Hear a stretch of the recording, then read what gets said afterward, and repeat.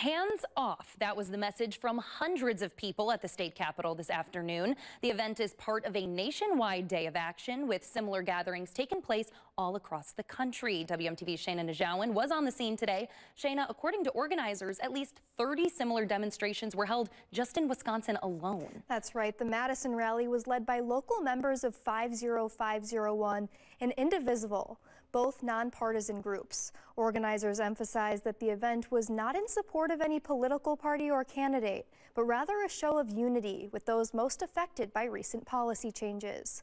The rally attracted a large crowd, filling the Capitol lawn and extending down State Street. Participants called for the government to respect personal rights, including protecting health care, privacy, and public services. Speakers shared personal stories highlighting how national policies are affecting individuals and communities. This is just really significant cuts to these critical public institutions that we have come to rely on, like veterans benefits, public schools, transportation, a lot of really unfortunate attacks that are impacting a lot of workers in this country. Organizers and participants stressed that this is only the beginning and urged people to remain engaged and continue speaking out. Live in the studio, Shayna Najawan, WMTV 15 News.